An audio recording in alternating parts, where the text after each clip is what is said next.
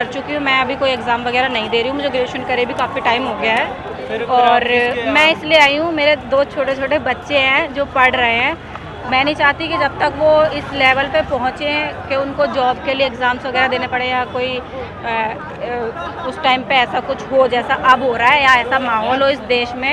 सबसे बड़ी बात यह है, मुझे यहाँ पे इतना अच्छा लगता है इसलिए मैं आती हूँ।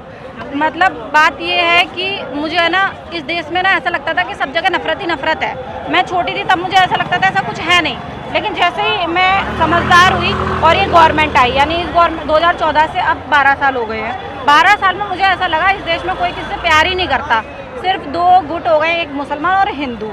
मेरा मुद्दा ये है। और मुझे ऐसा लगता था कि मतलब मुझे ऐसा लगने लगा था क्योंकि मीडिया में हर जगह ऐसा दिखाते थे, तो मैं भी मान गई थी कहीं ना कहीं कि ये होता है और यहाँ पर हिंदू मुसलमान ही होता है और सब दुश्मन है आपस में। मुझे लगा था मैं ग्वालियर से बिलोंग करती हूँ, मुझे लगा शायद हमारे यहाँ पे ऐसा होता होगा, बट अब देश बदल गया है। लेकिन जब ये प्रोटेस्ट देखा और मैं फर्स्ट टाइम मैं इसीलिए आई थी, मेरा पहला प्रोटेस्ट मैं कहीं नहीं गई, मैं यहीं रहती हूँ।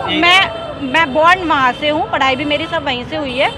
तो जब मैं यहाँ पहले दिन आई थी 20 तारीख को, वो मैं 13 को आई थी। 13 को इतना भीड़ नहीं थी, भीड़ जो मेन थी वो 20 को थी, तो मैं 20 को भी आई थी।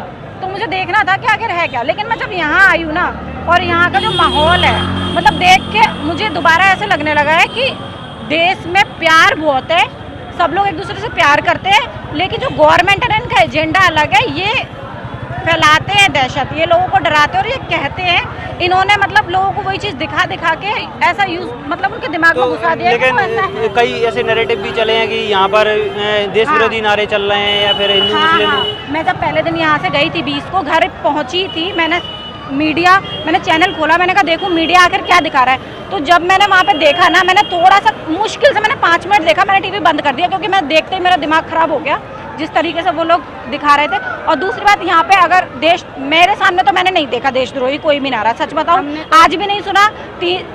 13 को भी नहीं सुना था, 20 को भी बहुत भीड़ थी, एक भी कोई बीच में भी ऐसा नहीं बोला, कोई देशद्रोही नारा नहीं लगा रहा था। लेकिन हाँ, ये लोग झूठ बोल रहे हैं, ये लोग बहुत चीज़ें, मीडिया में तो सब झूठ चल रहा है, टीवी पे A to Z मतलब 100% झूठ है, तो उसकी बातों का तो विश्वास किसी को नहीं करना चाहिए। मेरा नाम महेश है। आप कहाँ से आए हैं? मैं राजस्थान से आया। जी, इसी प्रोटेस्ट की वजह से आए हैं वैसे ही आ गए आप? नहीं, मैं रहता दिल्ली में हूँ लेकिन पीछे से राजस्थान। अच्छा, तो क्यों आए आप इस यहाँ आंदोलन में शामिल होने के लिए? मैं आंदोलन में शामिल होने के लिए इस वजह से आया हूँ क्योंकि पिछले 14 साल हो गए। 14 साल में 90 से ज़्यादा पेपर लीक हुए, 90 से ज़्यादा पेपर लीक हुए हैं, लेकिन गवर्नमेंट में शिक्षा मंत्री कोई रिस्पॉन्सिबिलिटी नहीं उठाता। तो गवर्नमेंट को अगर आपसे गलती हुई है तो रिस्पॉन्सिबिलिटी उठानी चाहिए और अपना इस्तीफा देना चाहिए। मुझे पता नहीं कि क्यों इतना एरोगेंस दिखा रही है गवर्नमेंट। भाई, किसी आदमी के घर में कोई नौकर काम करता है, वो काम नहीं करता, अच्छा काम नहीं करता, तो वो भी उसको निकाल देता है। तो गवर्नमेंट क्यों नहीं निकाली? उनके पास इतने सारे सांसद है, किसी और को बना दे। लेकिन यहाँ अपना ईगो लेके बैठी है, कहते हैं बीजेपी के अंदर इस्तीफे नहीं होते। कल भी प्रधानमंत्री ने अपना एक मैसेज छोड़ा है। उन्होंने मैसेज में कहा कि कार्रवाई कर दी है, जेल में डले हुए हैं जो दोषी हैं वो सब। नहीं, उन्होंने ये बोला है कि भी हमने एक फास्ट ट्रैक कोर्ट बना दी है, फास्ट ट्रैक कोर्ट बना दिया, उसके अंदर जल्दी होंगे लोगों को। हमने जो इसमें दोषी थे उनको हमने जेल में डाल दिया है, जल्द से जल्दी है। तो वो मतलब वो बेकार की बात है। उन्होंने प्रोटेस्ट के वे जिनके ऊपर चोट लगी है, जिन बच्चों को चोट आई है, उनके बारे में एक शब्द नहीं बोला, सहानुभूति का एक शब्द नहीं बोला। क्या चाहते हैं अभी आप लोग?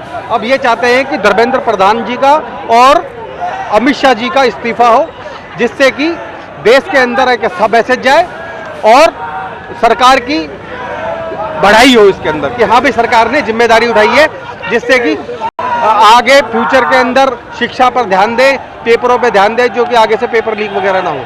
ठीक है जी, धन्यवाद।